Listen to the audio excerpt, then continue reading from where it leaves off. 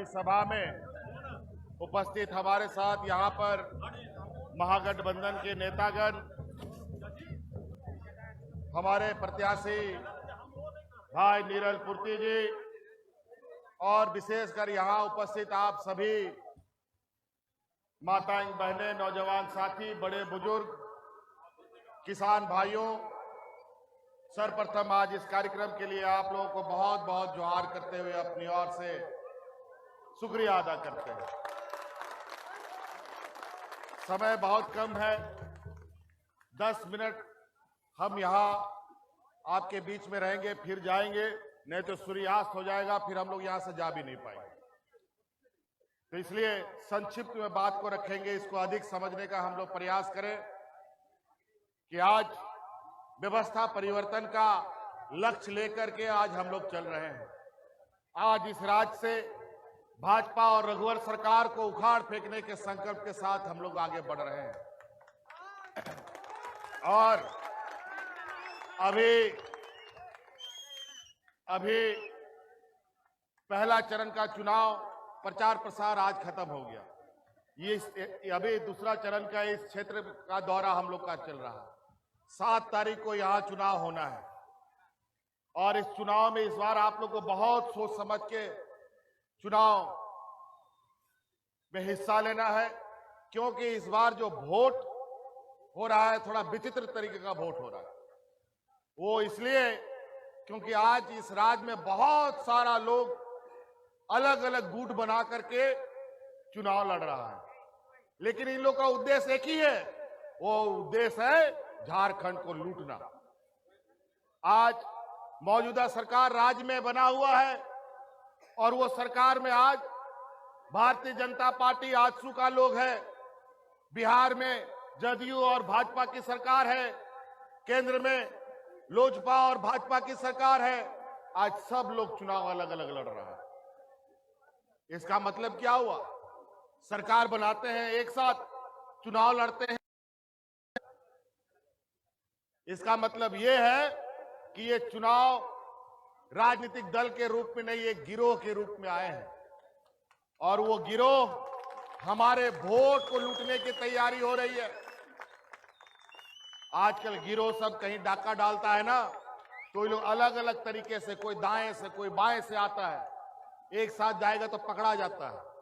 और आज इनकी जो 5 साल के करतूत है, झारखंड के राज्य की जनता ने पकड़ लिया है इन लोगों को। आप उन लोगों को इस राज्य से बेदखल करने का लोगों ने संकल्प लिया है, इसलिए ये लोग अलग अलग रास्ते से चुनाव लड़ने का काम कर रहे हैं। इन लोग का एक ही लक्ष्य है, जाकर के एक ही जगह ये लोग मिलेगा। जिस तरीके से ये गिरोह लूटने के लिए जब जाता है तो अलग अलग रास्ते से जाता है, जब लूट लेता है फिर इकट्ठा होकर के लूट का बंटवारा करता है। ये लोग इस तरीके का हिसाब किताब में लगा है। आज हमारे इस राज्य में रघुवर दास देश को राज्य को चला रहे हैं। डबल इंजन की सरकार है, केंद्र में भाजपा की सरकार और राज्य में भाजपा की सरकार। ये डबल इंजन की सरकार बोलते हैं, ये डबल इंजन की सरकार नहीं है, ये डबल लूट की सरकार है। इसमें पब्लिक का बोगी नहीं है, सिर्फ इंजन ही इंजन है। एक आगे से लूटता है, एक पीछे से लूटता है। तो इसलिए ध्यान रखिएगा, पब्लिक का इनके पास कोई जगह नहीं है। आज इसीलिए विकास के नाम पर इस निकम्मी सरकार ने 5 साल हाथी उड़ाया झारखंड मोमेंटम के नाम पर, लेकिन हाथी तो उड़ा नहीं, लेकिन हाथी जैसा मोटा जरूर इस राज्य का रघुवर दास हो गया।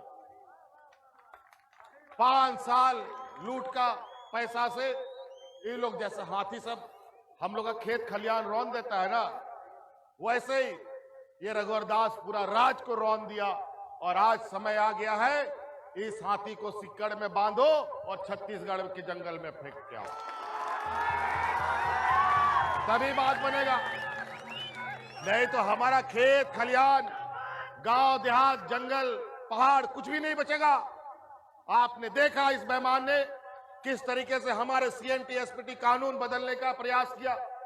आपने जाना भूमि अधिग्रहण कानून बदल करके हमारी ग्राम सभा खत्म कर दी। पहले हम लोग थे, हम लोगों ने कानून बनाया था, 1 इंच जमीन भी किसी ग्रामीण का लिया जाएगा, कहीं का भी लिया जाएगा तो ग्राम सभा रैयतों से पूछा जाएगा। लेकिन इस सरकार ने उस कानून को भी खत्म कर दिया। आप सरकारी जमीन तो छोड़ दीजिए, रैयती जमीन भी कहीं भी हड़पेगा, आपसे पूछेगा भी नहीं और अधिग्रहण करके चल देगा, अपने कारखाना लगाने के लिए अपने व्यापारी साथियों को दे देगा। आज उसी तरीके से वन अधिकार कानून बदलकर जंगलों में रहने हमारे आदिवासी भाइयों को बेदखल किया जा रहा है। आज महुआ डांड पलामू तरफ में कई ऐसे प्रखंड है जहां से अनेकों गांव को जो जंगल में बसते थे उन लोगों को जंगल से बेदखल करके विस्थापित कर दिया गया। हमारी समाज, संस्कृति, सभ्यता इसी जंगल, पहाड़, खेत, नदी, नाला में है।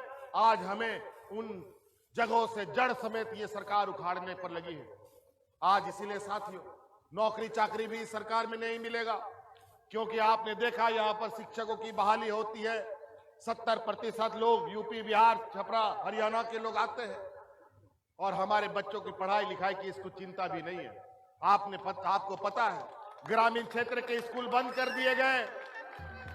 लगभग इस राज्य में पहले चरण में 17-18 हजार स्कूलें बंद कर दी गई और ये विकास की बात करते हैं। एक तरफ स्कूल बंद कर देता है, दूसरी तरफ शराब का ठेका खोलने लगता है। कमाल है।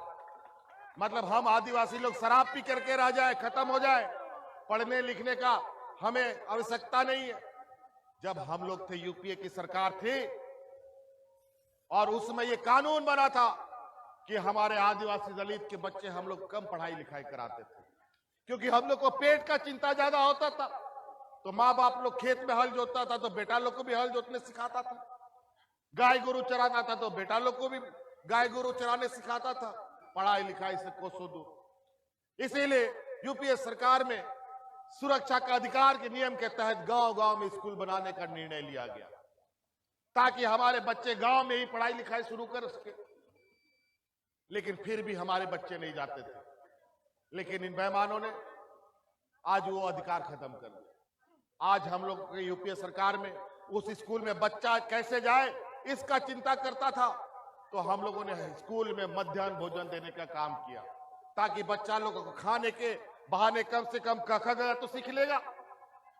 लेकिन आज इस सरकार ने वो सभी चीजें बंद कर दी, ताकि हमारा बाल बच्चा लोग जैसे गाय गोरू चराता था वैसे ही गाय गोरू चराता रहे। आज इनके केंद्र के मंत्री लोग कहते हैं इस राज्य को 5 लाख करोड़ रुपया इस केंद्र से रघुवर जी को मिला था। हम पूछना चाहते हैं कहां गया वो पैसा?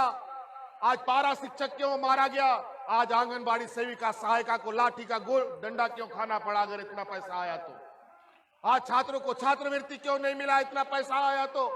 और आज हमारा किसान क्यों आत्महत्या कर रहा है, लोग भूख से क्यों मर रहे हैं इतना पैसा आया तो?